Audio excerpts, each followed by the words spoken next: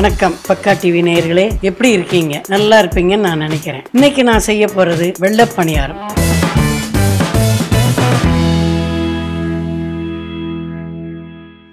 வெள்ளை பணியாரம் இது எல்லாருமே கேள்விப்பட்டிருப்பீங்க. வெள்ளை பணியாரம் எல்லா கல்யாணத்தில் எல்லா விசேஷங்கள்லையும் இந்த வெள்ளை பணியாரம் கண்டிப்பாக இடம்பெறும். இது மெஷர்மெண்ட் ரொம்ப கரெக்டாக அளவாக போட்டோம்னா வெள்ளை பணியாரம் ரொம்ப சூப்பராக வந்துடும். ஆனால் இது எல்லாராலையும் அவ்வளோ ஈஸியாக செய்ய முடியாது. அளவு கரெக்டாக போட்டு பண்ணினோம்னா ரொம்ப சூப்பராக வரும். சாப்பிட்றதுக்கு ரொம்ப நல்லாயிருக்கும். எல்லோரும் விரும்பி சாப்பிடுவாங்க. வெள்ளை பணியாரத்துக்கு வேண்டிய பொருட்கள்: பச்சரிசி, உளுந்தம்பருப்பு, தேவையான அளவு உப்பு, தேவையான அளவு ஆயில். இப்போ வெள்ளை பணியாரத்துக்கு எவ்வளவு அளவுன்னு உங்களுக்கு காமிக்கிறேன். இப்படி நான் அளக்கிற மாதிரி அளந்து போடணும். உளுந்து கூடிடக்கூடாது. உளுந்து கூடிருச்சுன்னா ஓடிடும். இது மாதிரி தலை தட்டி விட்டு அது மேலே உளுந்தம்பருப்பு வச்சு, இவ்வளோதான் இதுக்கு தேவையான உளுந்தம்பருப்பு போட்டுட்டு,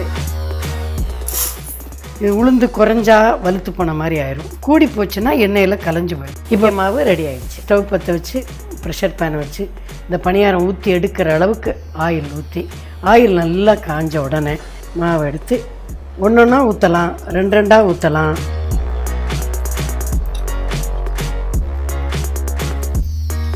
ஆயில் மேலே இப்படி தெளிச்சுக்கிட்டே இருந்தால் மேல் பகுதி வெந்துடும்.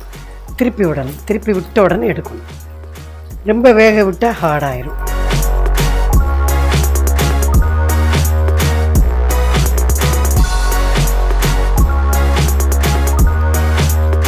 மாவை இப்படியே அடித்து ஊற்றுனா ரொம்ப சாஃப்டாக இருக்கும்.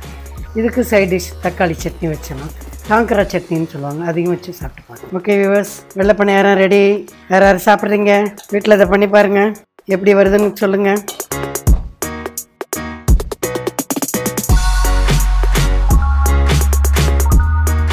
என்ன நேயர்களே, நம்ம இப்போ வெள்ளை பணியாரம் எப்படி செய்கிறதுன்னு பார்த்தோம்.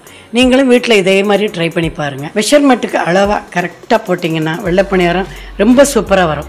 எல்லோரும் விரும்புகிறது. தக்காளி சட்னி சைட் டிஷ்ஷாக வச்சு சாப்பிட்டு பாருங்கள். ஒரு பணியாரம் இல்லை, 10 பணியாரம் சாப்பிட்ருவீங்க நீங்கள்.